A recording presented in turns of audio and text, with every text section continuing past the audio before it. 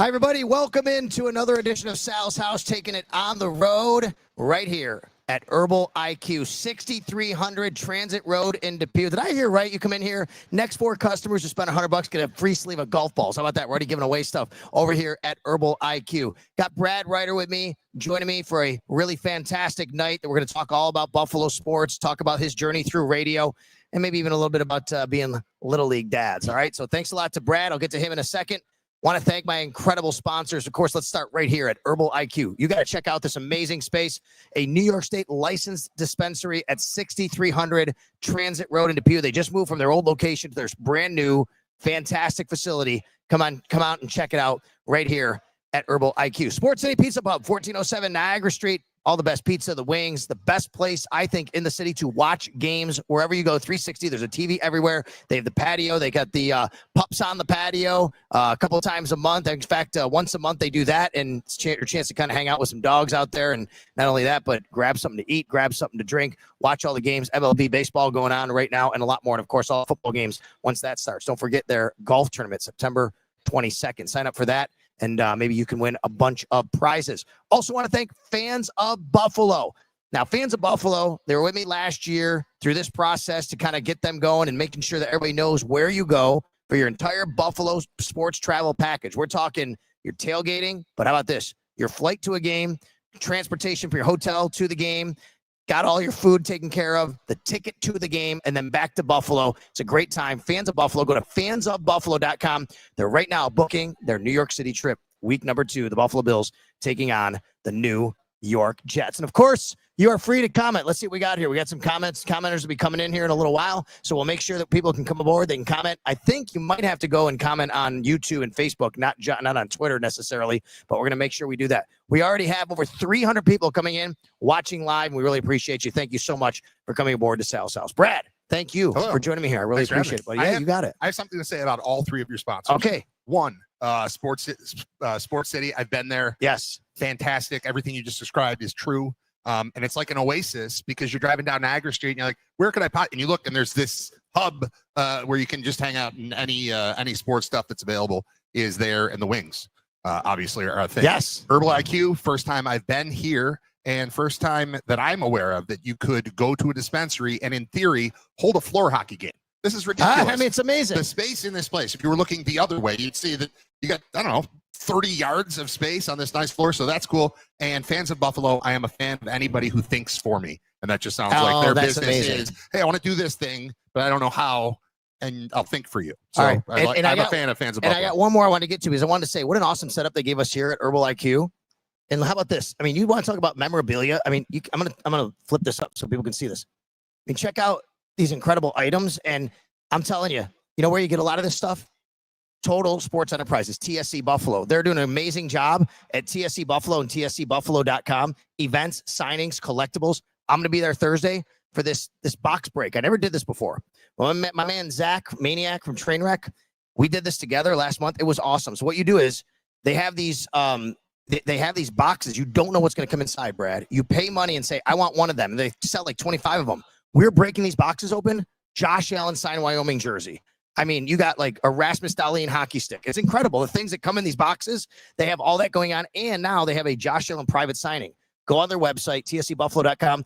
If you want something signed by Josh Allen, you send it to them. He's going to sign it and you get it back. That's a pretty good deal. It's unbelievable, right? So making the right connections here. Let me ask you a question. Are you a memorabilia guy? Tell me about your foray into memorabilia, autographs, jerseys, things like that. I grew up collecting cards the right way, buying packs because I was a kid and I liked the teams. And if I had 50 cents or a quarter or whatever it was, I would get, go to Twin Fair, or it was probably Tops at the time, or Bells or whatever it was. And I collected cards. I collected the little plastic helmets that came in the bubbles.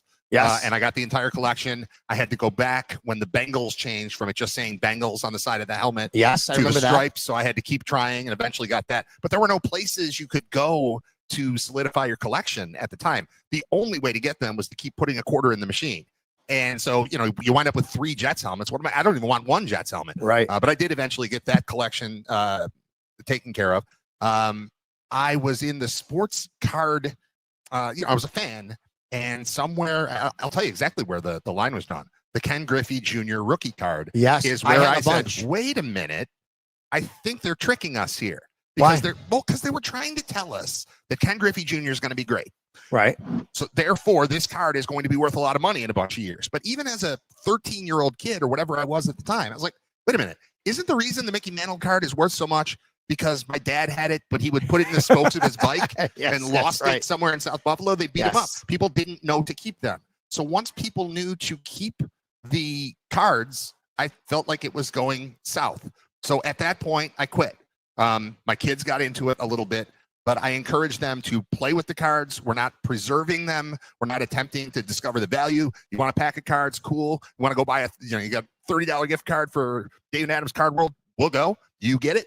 We bring them home. I don't ever want to talk about it. You like that card? You want to trade that one with your friend? I can't keep up with it.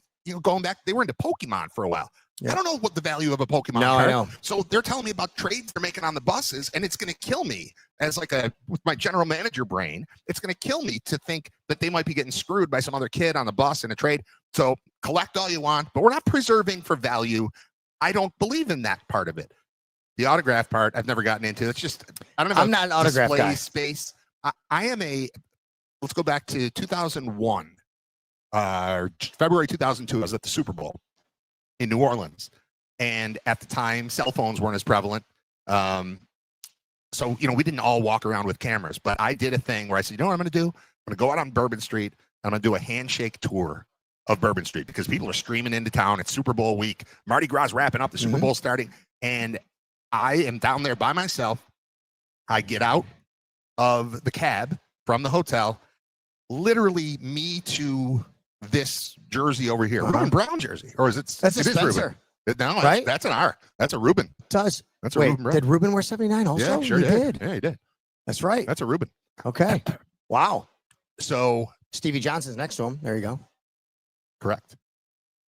I get out. The first person I see is Terrell Davis. So I open the cab door and I go, TD. He's like, what's up, man? I go and shake his hand. I'm like, Terrell Davis. And it ended up being Tony Siragusa and Lynn Swan and all these different people.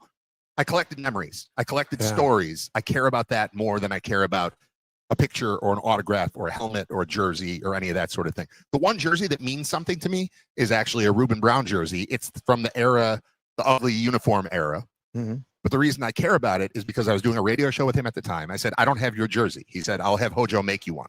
Yep. And I got it in the little sack like he gets it for real. I have a real one. It's got the real grips on the arms. Right. Never had it signed. I wear it when I go to games sometimes. That one means a lot to me. I didn't need it signed. I don't need a picture of it. I know the story of it. So I care about stories more than I care about a piece of memorabilia that can be valued and auctioned and all that. Yeah, that's why by the way, going back to your card story, that's why they call that era the junk wax era, right? Like, because they just over mass produced everything. Like, well, everybody's got these now, right? My son Max is super into it. We went to Fanatics Fest over the weekend in New York City, and it was incredible. And I will tell you what happened through this this industry. COVID brought it back. Oh, yeah. Because people were at home and said, what? Let me go clean out my garage. Let me go into my attic. Oh, I have all these cards. Look at this, son. Call up your friend. I have all these cards. And like, oh my gosh. And then people started to buy and sell online again. That has really incredibly galvanized the industry again. Well, you're telling us that's a true story that happened to me. A guy who lived on my street is a psycho collector, does a lot of, buying and selling online. He's got his own business doing that as like a side hustle. And during COVID or thereabouts, he said, can I look at your collection? You told me about this collection. Can I see it? I'm like, sure. So I took these crates of stuff over to his house and he went through every single thing and he handed back. He's like, these are the ones I want you to get graded. Like, I don't need them to get graded. I'm not going to do anything with them. He's like, well, you're really never going to do anything with them if you don't get them graded. Did you actually know how to get them graded at the time? What to do? He helped me with it. He did it all. I just had a conversation on the way here tonight with someone who's going to help me get some cards graded. It's probably the same guy. It could be. Is his name Mike? No, okay. This guy's name's Dave, but that's okay. But it's crazy, right? Like how you have to send these cards off, get graded, you got paid for that, but that's what the industry is now. Right. So if I ever do want to sell them, I've got, I don't know, maybe 40 cards that have been graded. But I'll tell you this, there's a little disillusionment with the industry for me because, like I said, I did it the right way. I got the cards out of packs. I got them when I was a kid. Nothing I have was purchased at I didn't go, I want a Gretzky rookie and then buy a Gretzky rookie. I bought Topps hockey cards and I got 2 Gretzky rookies. And I sent my 2 Gretzky rookies amongst the cards to get graded. And the one that was in better shape came back as ungradable due to size, as if I had trimmed the edges. Come but on. I know that it was not trimmed because it came from a pack, and I've never had any transaction involving the card. So that kind of jaded me a little bit on the industry there, because they told me a card I know was legit was not legit. That's pretty wild. And that's PSA. Yeah. Well, that's kind of what you got to do. I know that they're still the number one, grading company out there. Well, anyway, that's collectibles. I mean, we have seen a lot of stuff. We've collected a lot of stuff. You have your Ruben jersey that's special to you. We've seen a lot of things inside this stadium. My buddy and our buddy Matt Bove, Channel 7, they have their series going on tonight, and every Monday night. It's basically Phantomonium 52 years inside the old stadium. Give me some of your favorite memories as both a fan and a media member, maybe, as you've gone watching games. I would say in that stadium, the single game that stands out to me the most as a fan was the Monday night Dallas game. We hadn't had a home Monday night game in a while, and the Bills led the entire time, literally. And it was the second time that year that the Bills had led, never trailed, until the clock read 0, and then they trailed, and then they lost. So we had a massive party all day long that went into the night with the Bills either tied or then winning the whole time. And then Nick Folk comes out, kicks the field goal, and ends it. And it was devastating.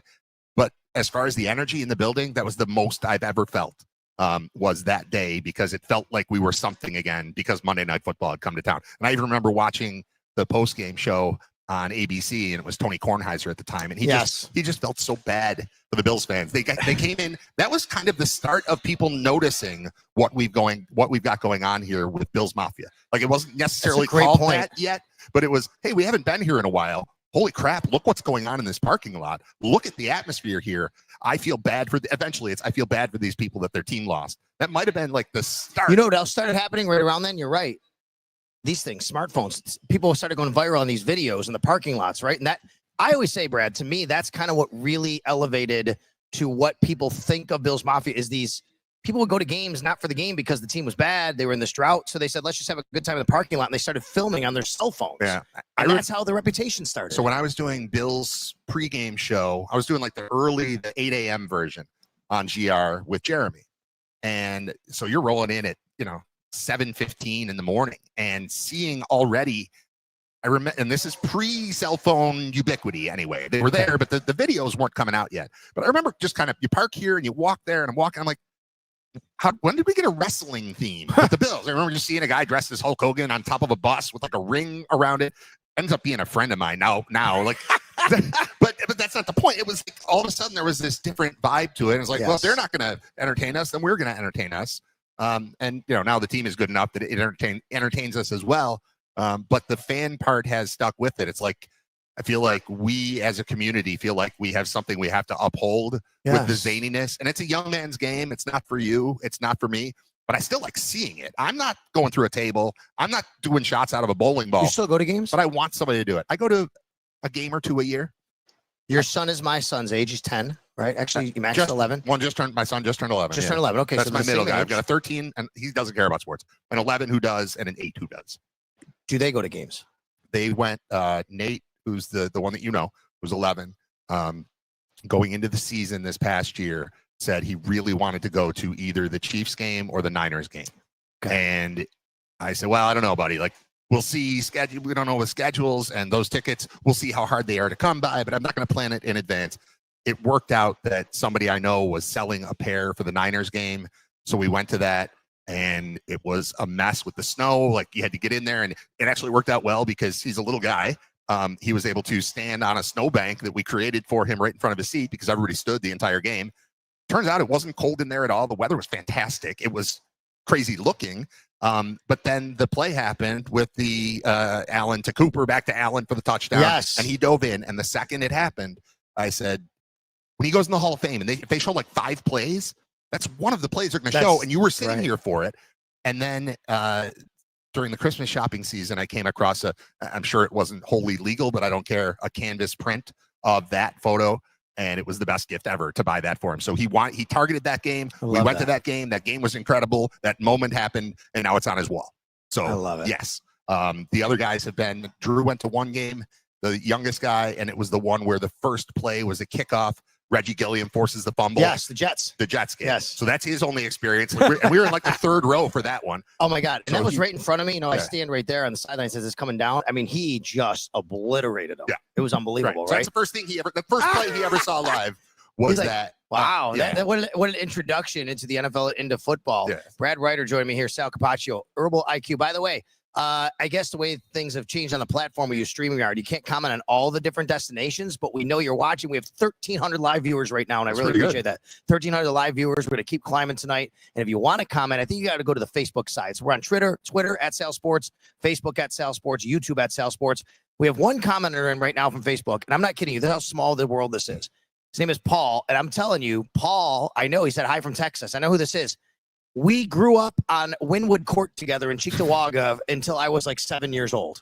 All right. How about that? And he's watching from Texas. And now we're in Depew, and Texas is saying hello. And Texas is saying hello. What's up, Paul? How you What's doing, up, man? Paul? Thanks a lot. If you want to comment, you want to ask Brad or I a question, head over to the Facebook side. If not, you can always tweet us. You can do it just on Twitter, and we appreciate that, of course, here at Herbal IQ. All right. By the way, if you want, grab some water there for you, Brad, because I'm going to tell everybody about our sponsors once again. All right. TSEbuffalo.com. That's Total Sports Enterprises. Make sure you check them out. I'm going to be there this week on Thursday for their mystery box break. It's going to be fantastic. Check them out with their Josh Allen signing, public signing, private signings. They're doing a whole lot of stuff. Sports City Pizza Pub, 1407 Niagara Street. Make sure you go down there. Great spot to watch all the games, pizza, wings, everything else you want to eat and drink. Sports City Pizza Pub. And of course, Fans of Buffalo for all your tailgating game needs, not just tailgating, I should say, all of your Buffalo Sports travel package needs. They got your tailgate coverage at the games, home and away, but they're also going to take care of you getting on a plane, going to a hotel, got your game ticket, getting you back safe and sound. Fansofbuffalo.com. Okay, we are in Sabres draft week, NHL draft week. I know you're a big Sabres guy. We grew up, we love hockey in this town. I take calls from people on the radio. It's funny. I'm on WGR and doing my show. If you just start mentioning the Sabres and you get a little emotional, you get a lot of calls because people just love the Sabres, but they kind of don't have a reason to talk about their love of the Sabres, right? The concept. Isn't that funny? Sabres. I mean, it's incredible. My kids are, the oldest is 13. If nothing has happened at all. Yeah. And right around that time is when nothing started happening. And right around that time is when I got busier. And right around that time is when I decided I can't sit for 2.5 hours, 3 different times a week to watch nothing happen. I'm so out of touch with the team. If I were thrown into a setting where I had to talk about the team, I'm lost right now. Really? Yeah, I know, I know the Stars a little bit here and there. And I thought Lindy Ruff coming back might get me back into it. But from the time of his departure until the time of his return, kind of a dial tone to me. I get that there have been stars. I get that there have been interesting players here and there and stories, but I'm not even mad. I'm just checked out. You're one of the guys that people talk about. Like, yeah, just people are going to check out in this team. They're not going to come back. And I always say, I think if you give them a reason, they will. But you're kind of there. Yeah. You really need a reason. I try every year when the season starts. I'm like, all right, let's see what happens here. But generally speaking, I find out that games are happening because somebody mentions it to me. Like, I don't pay enough attention. They could go 4 games without me noticing that they played. It's really that. I didn't know that I use YouTube TV for my yes. I didn't know I didn't have Sabres games the whole year until someone was at my house. We were having a party and wanted to watch a Sabres game and couldn't because I didn't have it. So then they put that app on my TV, and now I can if I want to. I just don't want to.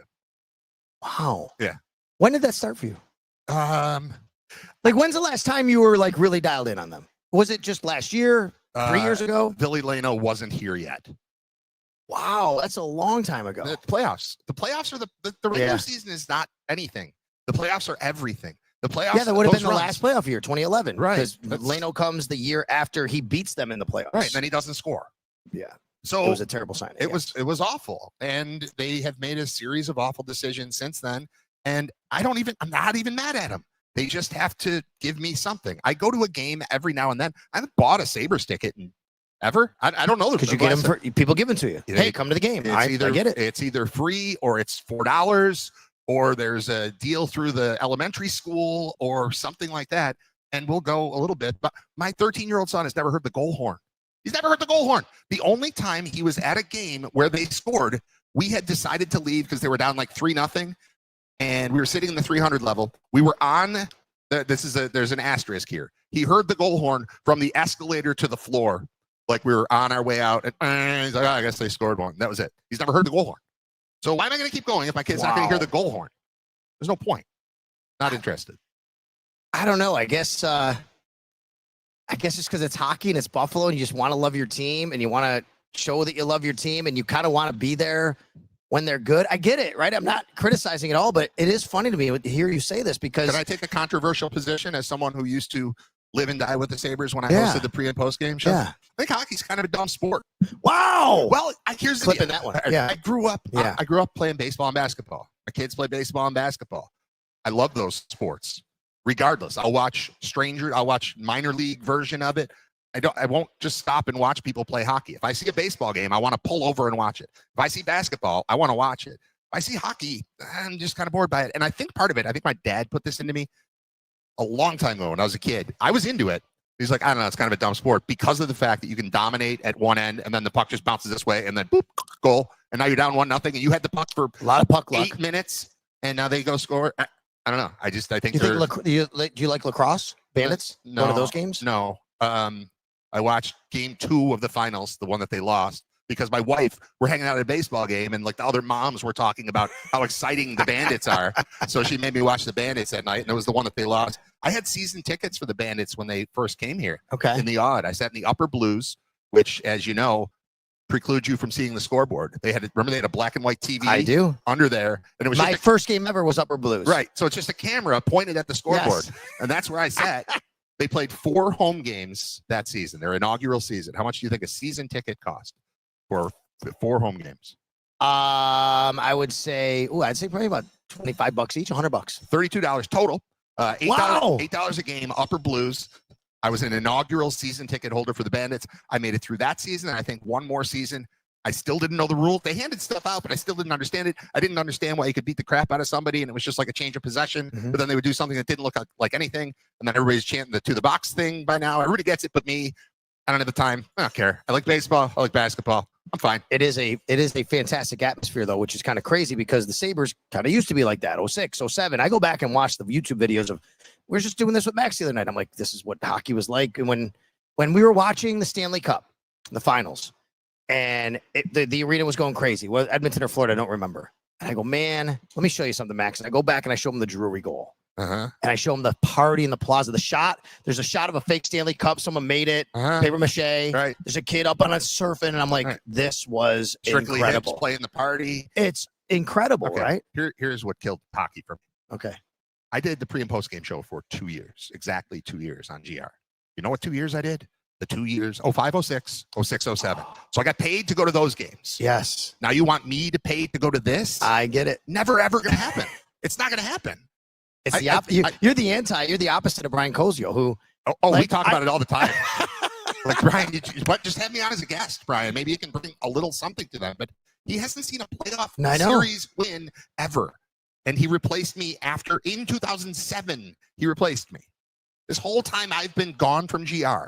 They haven't been they haven't won a playoff series. got to get him back on in some way. You're right, because I talked to Brian about like how he's like, man, it's just like every night. Like, and I said, no, I know one of these nights though, one of these years is going to break and you're going to be doing the games right there. I know. I love going. It's a pet. I like going because it is cheaper. There's no doubt, right? You go and we get free tickets sometimes. We have station tickets, whatever. I'll do that. I like going. I go in the press box. I sit up. I like to go see some of my media colleagues, hang Sure. out, watch the game a little bit. No doubt about it. But it's not like going to a game and expecting that. It's not that intensity of, oh my God, like every rush down the ice, what it matters. It kind of doesn't matter. And that's what Yeah. sucks for me Yeah, that's more than tough. anything. And this is not to turn to something different. You know what I did after I stopped in 07? You know where I started working in 08? UB? Uh-huh. You know what happened in 08? Only MAC championship in UB football history.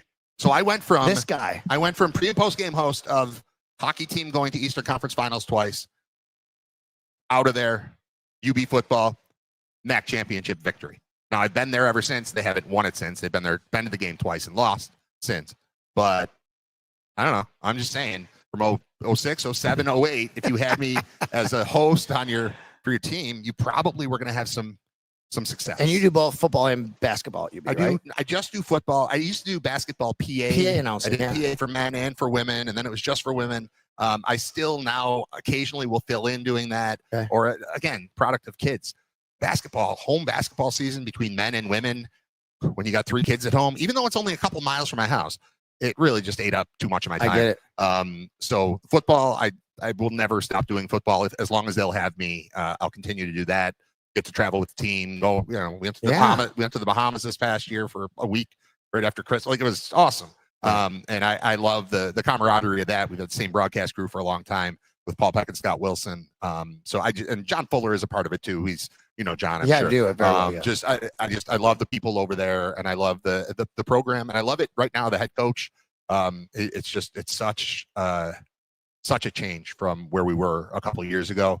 They've had a great, right now they're having a great period of bringing people in and stealing recruits that are from Ohio and Pennsylvania, the real guys coming in. So what they're building right now and what they did last year, I'm very excited about that. So that's kind of where my interest lies. I will never not watch 1 second of a Bills game ever. That will never happen. I'll never miss one.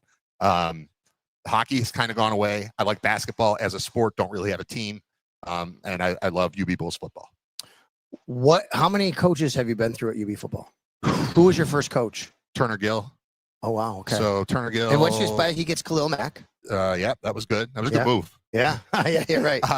Turner Gill, Jeff Quinn. Yeah. Lance Leipold, coach whose name I won't mention, and Pete Lembo. So 5.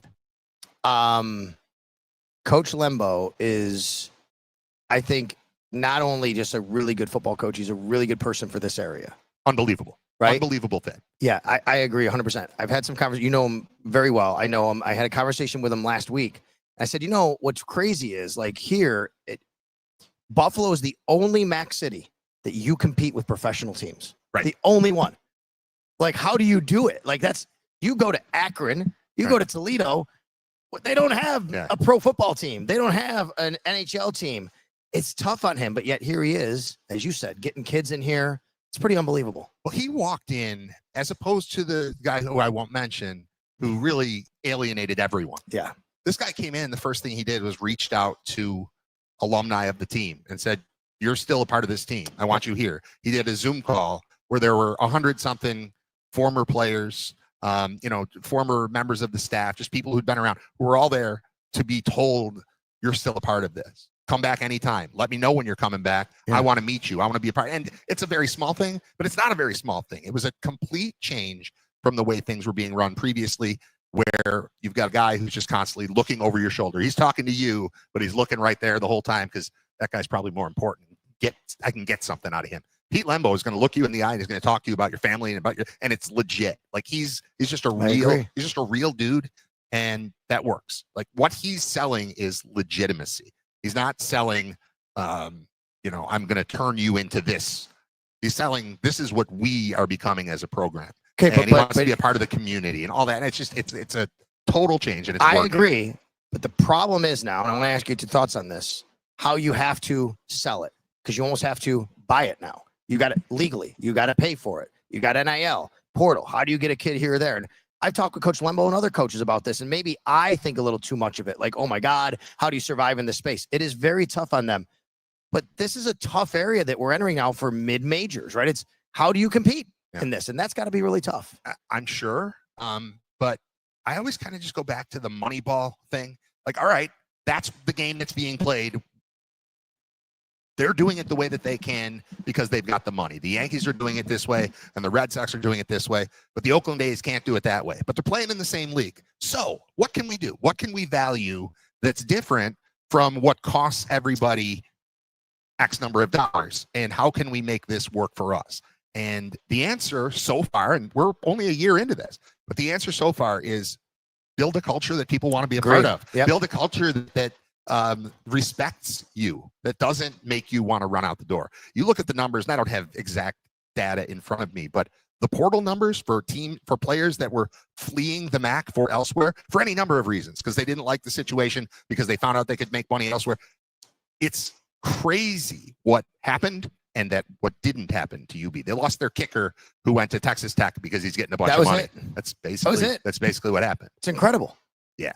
So everybody there feels good about the program. Right. So why am I going to go try somewhere else when this is working for me? They went from a 3-win team to a 10-win team last year, 9 or 10. it was a phenomenal step in a year that should have been a nothing year. And it's all built, I think, on, and it's easy to say when one season goes well, but he walked in the door like, well, this is going to be better. And it was the same team. He didn't like bring in a bunch of new players. He had the same players and convinced them to play for each other instead of walking around wondering what's up with this guy, with the head coach, and what's he trying to do and where's he going? And look no further. He quit his job as the head coach of the team. He didn't get fired. He didn't get promoted. He quit his job to become a defensive coordinator, assistant defensive coordinator, I think, and a DB's coach. Right. And Alabama had some problems in their defensive backfield this past season. I'll just throw that out there. Brad Riter right here, Herbal IQ. Joe Lavera's in the house. What's up, Joe? Helps out with Coaches versus Cancer, runs with the American Cancer Society. Big part of what's going on in college sports. Speaking of college sports, You were on our buses, our UB buses, weren't you? Right? Okay. There you go. See, everybody's coming. I know this guy. I know the stars name. are I know out. the face. And There you go. There's a UB thing. Stars are out at Herbal IQ. Hope you're okay. I said you're here. I want to say hi. Okay. Maybe he's like, I was supposed to show up. And I didn't want to do that. But anyway, thank you very much. Look at that. Over 2,000 live viewers right now. That's too many. 2,000 Somebody got to get out of here. We're running pressure out on of you. space. We're running out of space. You're used to talking live. All right. You've done this your whole life. Yeah. We know people know you're on WGR. I essentially, in a lot of ways, replaced you. It wasn't one for one, but I came in right after you left, right? With a lot of things that happened. But since then, you've had a kind of you've dabbled in radio. You went back in radio. You left radio. You've done your own podcasting. How do you find like what's best for you, and what have you found is what's best for you? I can't sit for too long without a microphone. I have too many thoughts, but I also don't. I'm old. I'm an old guy. I know that I'm an old guy, so I'm not in like I'm never gonna have TikTok. I'm just not going to. I struggle a little with. I struggle with. I get Facebook. I'm an old guy. I get Facebook. I get Twitter, X, whatever. And that's the extent of it. But I still think that I have some interesting things to say. I think differently than other people. I know that. I can tell that because every time I talk, people just go like this and look at me like, really? That's what I think. When I'll tell you, I think hockey is kind of a dumb sport. Right. I don't know. I'm not afraid to say that. I recently had I did 100 shows on a radio station locally. I was like, all right, it's Riter Radio. It's episode 1. It's episode 2. They said we'd never get to episode 10, and here we are. And then somewhere around episode 92, I was like, they said we'd never get to 101, and we won't. We're going to be done at 100. But what happened is I kind of burned out on radio right around the time that I left GR. And I got back into it, and then I was burned out on sports radio. Like, coming on the air on a day when there's nothing really happening with the Bills, there's nothing really happening with the Sabres, and nobody around here definitely cares about the next thing I'm going to talk about. So how do I do that day after day? And it became a grind after doing it for 10 years or so. And then I did a show on a different station where it was just, it'll be sports when I want it to be sports, and it'll be whatever. It's just a talk show.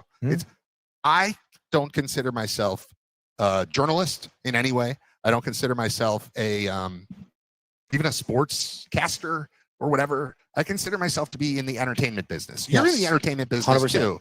I say that to people all the time. I said my number one job in the radio is entertain you. Yeah. Not to give you information and stats. Yeah. It's yours a little different because you're the reporter guy too. Like yes, that's right. But when I'm hosting a show, I give you a reason to stay tuned in. Yeah. We entertain each other. I just want to be fun. I just want to do a fun show. So what I figured after taking several years off, it was like 14 years off from full-time radio.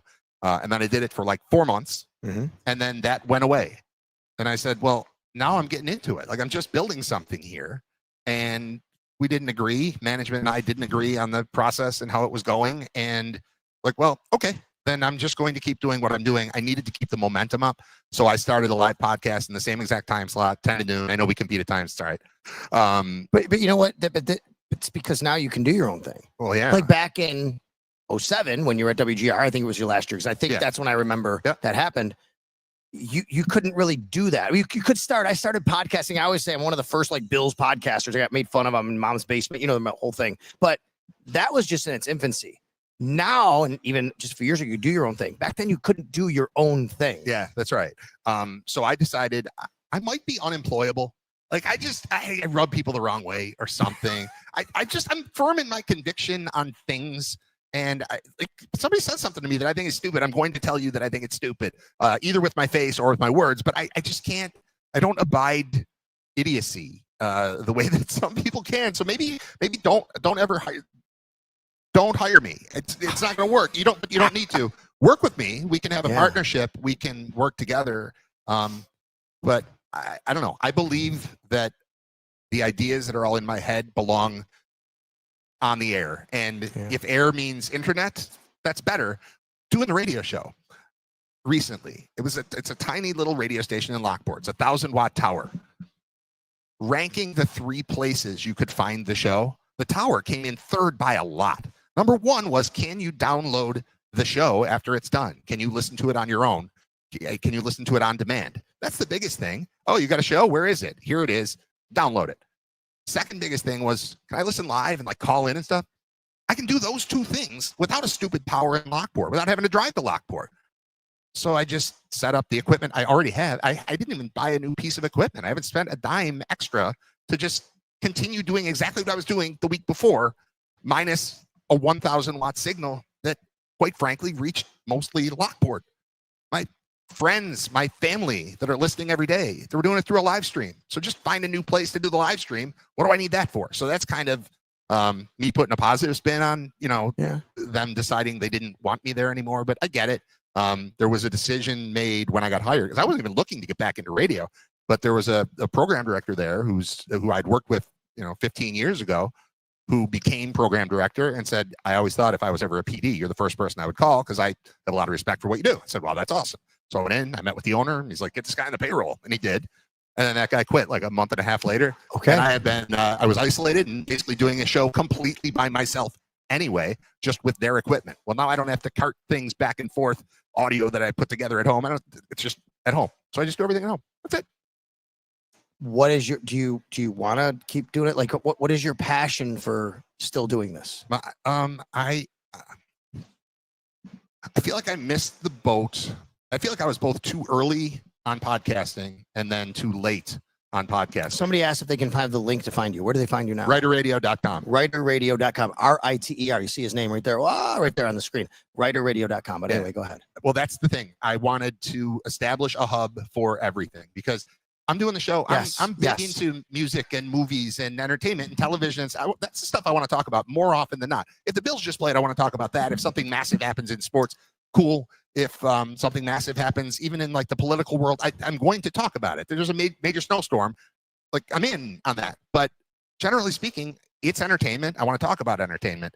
So when I'm doing a show, certainly on GR, but even on the radio, I couldn't just decide to play 3 consecutive songs by Faith No More because I want to. But now I can. And I was doing a song of the day on the radio. But once I started doing it at home, like, why am I doing a song of the day? In the spots where I want to take a break, because I'm not going to just yap for 2 hours straight by myself. I could do it with you like this, but I need a break because I'm going to have you on by phone. So in order to call you, I'm going to play a song. Then I'll play another song that I like, and we'll take 6 minutes off or 8 minutes off, and then I'll come back and you'll be there. And what I have promised people is that I'll be on. There will be a live product from 10 to noon every day, and I'm going to have fun with it. So there's some sports, there's some music, there's some movies, there's some entertainment. I'm maintaining a Spotify playlist. It was my song of the day. Now it's just songs as heard on Writer Radio. I think I played 5 or 6 different songs today. I didn't add them to the list yet, but I'm going to.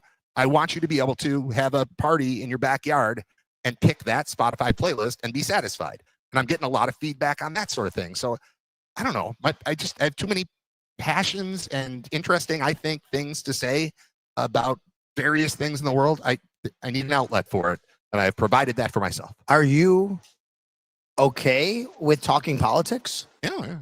I'm not. I hate it. Oh, really? I can't do it. I won't do it. Well, I refuse. Nobody. I have. If I believe it, I will say it. That's the thing. It's about truth. I'm not going to pretend to have a super strong opinion about a thing where I don't have a strong opinion. My general political stance, we're going to talk politics here for a second because you're going to like this kind. My general political stance is everybody screaming over on this side and everybody screaming over on this side. You're all insane. None of you know what you don't know. I agree with that. All of you pretend that you know things that you don't know. Don't believe anything anybody says because you don't know the agenda behind it. Do your own research. Sounds like a COVID vaccine thing. That's not what I'm saying, but think for yourself. Just pay attention to people with common sense. And so I have a common sense approach to life, and that bleeds into politics a little bit. But here's the deal. If you say something that people over here, it conflicts with what they believe, they lump you over here. And if you say something, the people over here, they lump you over here. So I can say one sentence. I don't have one in mind, but I could say one sentence right now about what I believe. And there will be people saying, you love Trump. And then somebody over there will say, you're a lib. Yeah. And neither is true. I literally I voted in every election since I've been able to. Actually, one. But I'll tell the story. Okay. How old are you? I am 50. Okay. I just turned 52 this year, so same age. I turned 18 the year that Bill Clinton was running for president. Okay. My birthday is November 7th. Election day that year, I believe, was November 5th. Oh, okay. I did not find out until later that you could have voted. You are eligible to vote I didn't know based on birth year. It's like hockey. Oh. So birth year is the thing. You can turn. Who knew that? Did you guys know that? Did you guys know that? Did you guys know? Hey, Herbal IQ people, all these Turkey 300 or Transit Road to be. Did you know that you're allowed to vote if you're not 18 if it's still your birth year? So if the election takes place in November, and your birthday's on Christmas, that's right.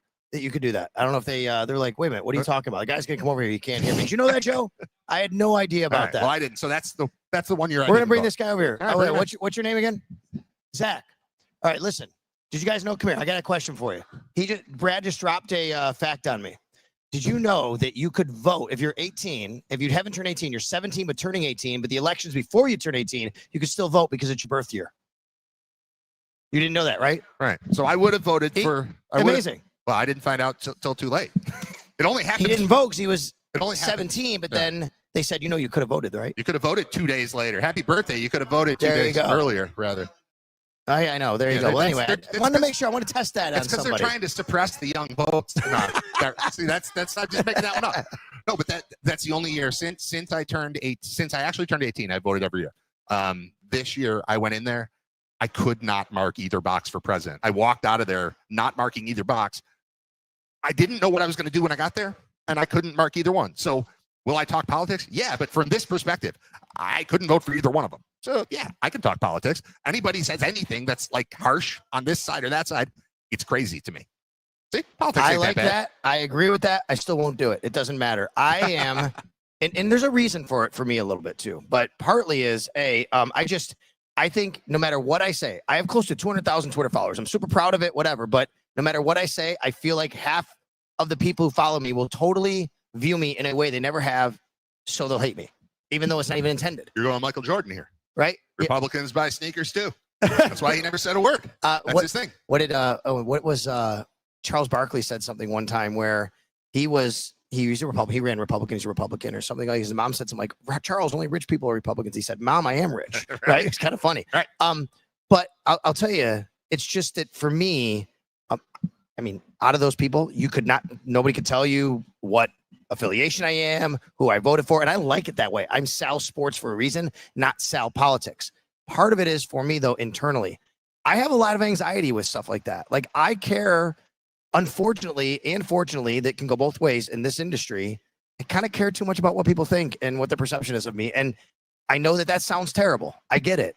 But I really feel like it gets me into a spot where I get very uncomfortable if people think I'm some way that I'm not. Even if it doesn't matter to them, because who the hell are you? Right. I just, that's the way I am. No, I'm doing the same thing. I'm just outspoken about the fact that that's dumb and that's dumb. But if you only hear that, now you think I'm there. And if you only hear that, now you think I'm there. So there is that perception. Right. But I am in the same spot that you are. Could you ever do a talk show on WBEN with that? Like someone said. I have. Okay, you have. I have. You have. For Bowerly. That's right. You did. I thought you did it. My apologies. I knew you did. Okay, you could. You're totally. I thought they were going to bomb the building that day because I don't just subscribe to the rhetoric. But yeah, no, I've done that. Okay. Do any of that stuff, yeah, whatever. I couldn't do that. Yes, but you could if you're honest. If you're not making stuff up, because that's my problem with political. Like my show was replaced on the Lockport station with just another Fox talking head. I can tell you everything he's going to say every single day. That's not interesting to me. I like to be interesting. I'm going for interesting. And I'm not saying like everything I do, I only talk about things that are interesting. To me, if it's interesting, this might have been my theory forever with radio. It's like, if I'm interested in it, I'll probably be interesting talking about it because I'll be animated. You'll get the full version of me. If I'm forced to talk about, do you believe this or that? It's so boring and so lame. Sure. And if I'm getting painted into a corner, I don't want to get painted into a corner. So what do people know about me? I'm a Bills fan. I've got kids. They play baseball. I'm from Western New York. That's all that people really know. People might think they know things. They don't know things. People don't know anything.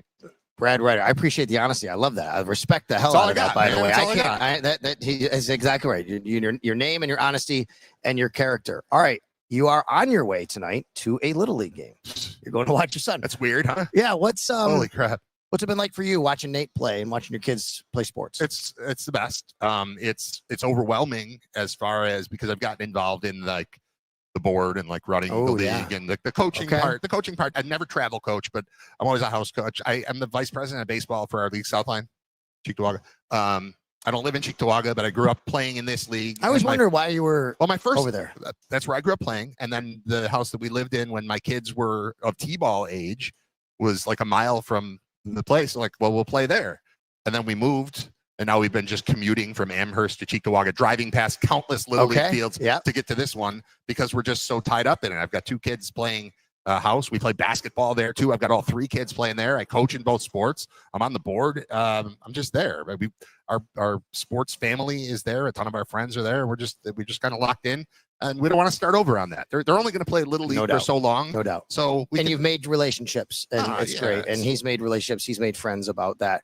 When you say it's overwhelming, is it stressful or overwhelming? I'm reminded of your son pitches, my son pitches. And I'm reminded, my wife sent me a great, like a meme or whatever the other day. And it was Michael Scott from The Office. And it said, when your kid is warming up to pitch, it's Michael Scott going, everybody remain calm. Everybody remain. That's the way I am. Have you ever, did you ever go to an Owen Parker hockey game while Chris was there, like when Owen was playing goaltender? No. Okay, so when I was watching, so Owen Parker was the ring bearer in my wedding. Okay, I got married in 2009. Okay, he was a ring bearer in my wedding. He was, I don't know, 8 or 9 years old at the time. He was already taller than you? No, but he was the same height as my wife. My wife is 5 feet tall, and we've got a picture of them at the engagement party standing back to back, and they're the same. Right. So our ring bearer was the same size as the bride. Yep. But I went and watched. There was some like USA. I don't know the hockey terminology of what they're doing, but there was a USA something happening at the Northtown Center in Amherst, and I went there and got to experience what Chris looks like when his kid is playing goaltender. And I thought this for a long time because when I first started in radio, first covering hockey, I was at BEN working with Bulldog, and Kevin Sylvester was our reporter, but there were times when he couldn't go cover a game. So we'd be on the air live. We didn't have the games live, but we had a 5-hour sports show, and Kevin would be there, and we'd check in with him between periods. And a few times I went down there replacing him instead of being the producer back in studio. And the thing that really stood out to me is how crazy it was having Dominic Hasek as the best player on the team, because in order to see the best player do the best stuff, your team has to be in horrific danger at all times. Yeah. Like the best case scenario is the puck is at the other end, but in order to watch the star, it had to be at this end. And it was kind of weird. And I observed that when I saw Chris watching his kid play goaltender, because that 0 looks great up there on the board. But if it's because the puck's down, it's a stupid game. Like I was saying, the puck's way down there. He's got a 0. He's pitching a shutout. Hasn't faced a shot, but he's pitching a shutout. But watching Chris, he couldn't be near anybody. He's just pacing. And I was just like, oh, this is what it's like for the father of a goaltender. Father of a pitcher is pretty similar. I can relax and hang out and talk with anybody about anything except when my kids are on the mound. When my kid's on the mound, I can't sit here. I have to be behind home plate because I can't judge balls and strikes and get mad with the other parents if I didn't see it myself. And so there is a difference between watching everything else in baseball and watching your kid pitch.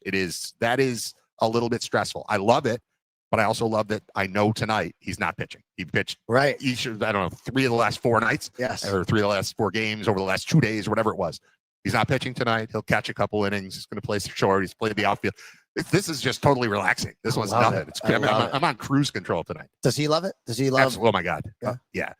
I told him today, he was in the pool after school, and I told him, hey, you're not pitching tonight. He's like, my arm is fine. I'm like, I understand that. I was going to ask the head coach to please not throw him tonight because he threw, I don't know, 8 innings over the last 2-3 days. Like, give him 1 day off. We'll be back at it Wednesday. He can go again. And I got the lineup, and he mapped it all out, and he wasn't even on there as a pitcher. I was like, okay, cool. Didn't even have to ask for it. We're going to be fine. So, yes, I'm going to go watch him not pitch tonight. I'm just going to relax. I love that part of it.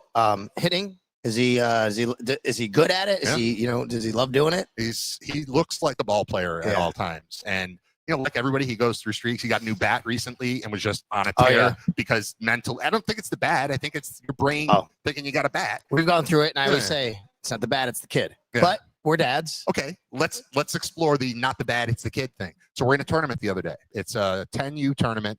We typically use USA bats. That is a little different, though. Hold on. Okay, good. So we win. We're a B team. We play against Lancaster. We beat Lancaster. My kid pitches 3 innings, shots out Lancaster for 3 innings. We ended up winning 4-3 and a walk-off. It's awesome. That's an A team. We're a B team. We all have USA bats.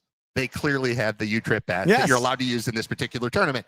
But none of us, we didn't go out to the store and buy $600 bats for the weekend. Right. We just didn't have them. We didn't use them.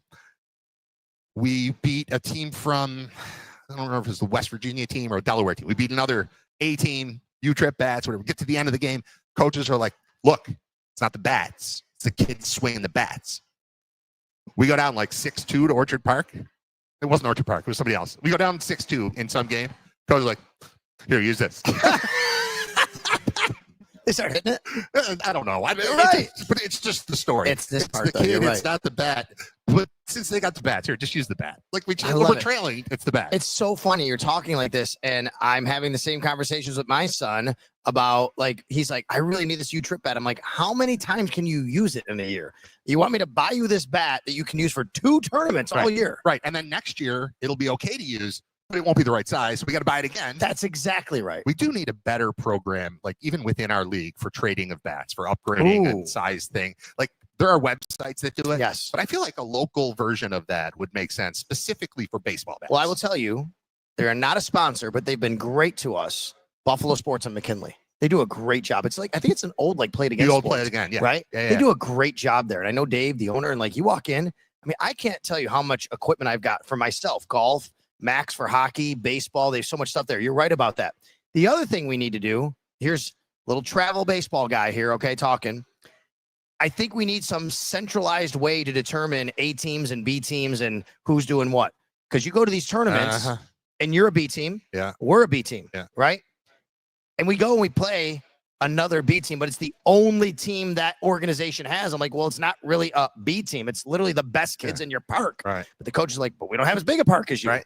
And it's hard. And that's us. That's us. Our B team is our best team. So I don't. It's that's a B right. team, and it makes sense because we've got 400 kids in the whole league, and we have 1,300. Right. We had to pick 11 kids out of 60. Right. As opposed to 11 kids out of 300. That's so right. It makes sense. Like again, Orchard Park, playing against Orchard Park yesterday, and I think my wife said, "Why is everyone on this team so much bigger?" I'm like, "Because they picked out of a pool 4 times the size." Yes. So, well, and I would say because it's like high school football, right? Where I mean, Jamestown, or as taking Orchard Park, they're this huge school.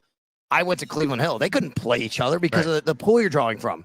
But there's no way to regulate that in Little League Baseball. You kind of choose what's best for your program. Really, is what you do. Yeah. I don't have an answer. I do agree that there's a problem there. Yeah. But I don't know how to fix it except at at a higher level than we have the ability to do. We have to do within our league what's best for our kids, for development and for competing. I mean, part of development is competing. Like if you go out there and just get annihilated all the time, that's not great for your development. We're not there. No, I agree. We're not there just to win. You're there to help kids who are interested in baseball become kids who can make a high school team. That's kind of the goal. That's about, like you go in and so you want them to be able to play lots of different positions. You want them to understand the game.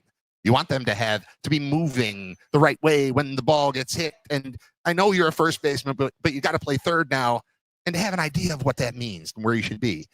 That's the best case scenario, but you want to win some games along the way to keep the kids encouraged and interested. So there's a fine line to be walked, but I find it all very interesting. We happen to have my kids are on a couple of very good teams this year. Not like spectacular, going to kill you type of teams, but good teams that they win a lot and it's fun for them. if you did coach a team. You did coach a I travel was team. I was the head house and travel coach last year. Okay. I've stepped away from both. I'm just a dad now who stresses out when I watch the game. Oh, I see. I am helping. Yeah, I am helping out on the house team a little bit this year when called upon. Yeah. Okay, but I'm basically just want to watch the games, want to hang out. It became tough on my schedule, and it is way different. You're right, because, and I'll say this, and we have a great person who's the head coach of the travel team who was my assistant last year. Him and I are just different the way we coach, but there's nothing. I love the way he coaches, but I say I coach baseball like I coach football. Like I'm a little. You delegate things. I'm here. I'm focused on this. I'm focused on that. I'm very, very, very instructional. Talking all the time. He's less talking, but might be better for them. Right. There's so many ways to do it, but you have so many kids that have a different way to do it. You and I would be a good team because I look for somebody like that to partner up with. Yes. Because I like to think through the game. I like the psychology of it. Yes. I like dealing with the kids. I like explaining things to them. I'm not the one to tell you about where your elbow is supposed to be, where your shoulder is supposed to be, or how you're loading too early or too late, or how you're not reaching and replacing when you put that's not me. I'm the one who's like, okay, I want you to understand the situation. You're coming in. This is your first inning. You're pitching. You're facing the bottom of the order. If you throw strikes, you're going to get them out. That's all I need you. I want you to play catch with that catcher right now. I know you got all kinds of other stuff you're going to do. We'll do that next inning when the top of the order comes up. But that's my vibe. I'm a vibes guy. That's kind of my thing. So I was going to ask you. You coach a travel team. Yes. I have a theory, and I've never been the coach of a travel team. Okay. If I were to coach a travel team, I would. Again, this is theoretical. I would like to bring in everybody who's interested in playing, and the first thing I want to do is do something that puts them under complete stress. And I want to see who starts crying, and then I want them to leave. And then I want to pick my baseball players from the people who didn't start crying immediately. I've seen so many tears and I don't mean tears like we worked so hard and we were in the championship game and we just lost it and I'm sad for a couple minutes. I mean, it's the first inning of a house game and I just struck out looking at 3 straight pitches and now I'm throwing a helmet. And not good. Get out of my league. Get out of my life. I got no use for those children. Okay, so I don't know the answer to that, but I will tell you a kind of anecdote that I had heard one time from a football coach. Said what he would do at the start of the year was, this is for younger kids. He would take the ball. He'd say, hey, guys, whatever. He goes, throw the ball out there and go play, form your teams. And he would watch on who the leaders were and who basically said and got mad and had every little thing and the team itself. And he said, I would sort out who I knew I wanted on my team because how they took charge or followed. Right. You don't have to be the leader. Right. But if you're a follower, that's fine. Okay, all right, I'm going to follow. All right, this is what you want me to do? Or was it, I'm going to get mad at everything you tell me to do. And I'm going to get mad because I'm not getting my way. I love it. And that's not the be all end all, but that certainly is like creating a baseline for how I'm going to assess this situation. And, there's the kid who is like, well, I guess if nobody's going to do it, I'm the captain. That's my favorite kid. Yes. The kid who goes, me, I'm in charge. Not my favorite kid. Right. Might be my third favorite kid, but my favorite kid is the reluctant captain. All right, somebody's got to lead this thing. I guess it'll be me. This is slightly political, but it's okay. I always said the reason I couldn't vote for Trump, I couldn't vote for Kamala either. The reason I couldn't vote for Trump is that I'm positive that if I was on a jury with him, he would just tell us he was the foreman and we would have to believe him. And I could not do that. I wouldn't accept that guy as the foreman of the jury. And I know if I was in a room and he's one of the 12, I'm in charge. Like, no, you're not in charge because you want to be. And now I'll be in charge because I have to be because nobody else is stepping up. That's the person I want is the secondary leaders. Like, all right, I'll lead. What kind of kid is Nate? The kind I'm talking about. Yeah. The good kind. Yeah. Just the. He'll just do it. He'll step up and do it. Yeah. Like he's not going to be overwhelming and overbearing, but he's going to step up and do it. He's liked by everyone but his brothers like that kid. Yeah. And it's perfect. He's right in the middle. My oldest is like he's a musician and he's quiet and he's musician in what way? What's he do? What doesn't he do? I mean, he plays saxophone at school, but he has taught himself guitar and piano and drums and he programs beats and he edits music and like it's crazy. Like if you're buying him a gift card for his birthday, it's Guitar Center. He'll go in there and he'll pick out something that I wasn't expecting at all. Like the time he picked out this thing to program beats and he came home and within an hour, he's like, Dad, check it out. And he had done a cover of Head Like a Hole by 9 Inch Nails. I don't even know I don't know where that came from. I don't know, but he rips it up on guitar. Love it. He's a psycho musician. So that's him. He's on his own. Nate is quiet leader. Drew is brash, cocky. You know the kid on the other team that everybody hates right away? Like you walk into a park and like, I don't like that kid at all. Yes. That's my son, Drew. Why is that? Why do they think that? There's just too much. Because he lives his life like he's on television. He thinks at all moments, he'll walk in, he wears, the arm sleeves? Oh, yeah. He wears those to school and bed. Oh, well, I mean, It's everywhere. Max is all about like the swag, no doubt. He doesn't wear it to bed necessarily, but he'll wear. He's got multiple necklaces. Every time you give him He something, doesn't have a he necklace, keeps but it. he wears a light blue arm sleeve on one and a pink on another. He's got to kind of look a little flashy that. Yeah. You know what I mean? But yeah, I do. I've seen Max, and I there's a comp there between him and Drew. And look, I mean, there's something about confidence, right? If you have that, 100%. and there's no doubt about that. 100%. All right, listen, I know you got to go to I got a game. your son's game. Is it an hour already? We've done this an hour. Jesus. We did not talk Bills. We'll do that. Let's catch up again. Yeah. You know, You have to come on my show too. I would love to. All right. Just let me know. Yeah. You know, when we can do that. I want to remind everybody where we are, what we're doing here. We've gone an hour tonight, 26, close to 2,700 live viewers. Wow. If you missed any of this, check it out. It always lives right on my YouTube page at Sal Sports. Okay. So make sure you go there and do that. So I'm just going to throw that up so everybody understands. Make sure you subscribe right there at Sal Sports. You can find me. You can also subscribe on Twitter as well, not just follow. Got some exclusive content for people who want to do that. Herbal IQ, thank you so much. We're here. We've had a great time here tonight. What a great space at Herbal IQ. I'll applaud you guys. Yeah, thank you. This is It's great. really, really awesome. Thank you. Thanks a lot to Herbal IQ, 6300 Transit Road in Depew. That's where we are right now. TSCBuffalo.com, Total Sports Enterprises, for all your signings, your memorabilia, everything going on. We're working in conjunction with them on a lot of different events going on this summer. Also, TSC Buffalo. How about this, Brad? If you have a golf tournament or any other charitable event and you need like an auction, they will run the auction for you. Bring the items and it's no charge to you. They will do everything for you and bring it to you with all the Bills and Sabres and signed memorabilia and everything like that. Fans of Buffalo, fansofbuffalo.com for all your Buffalo sports travel travel packages, I should say. I keep saying tailgate. It's just not just tailgating. It's get to the game. They'll fly. You fly in the charter. They book. You go to the hotel. They'll take you to the game, back tickets to the game. It's amazing. Fansofbuffalo.com. And of course, Sports City Pizza Pub, 1407 Niagara Street. Mike and his family and everybody doing a great job over there. We appreciate them. Brad, thank you so much. I really appreciate it. WriterRadio.com. WriterRadio.com. You see how you write it right here? RITER radio.com. Thank you very much for joining. And once again, we'll talk to you again from Sal's house, wherever that may be.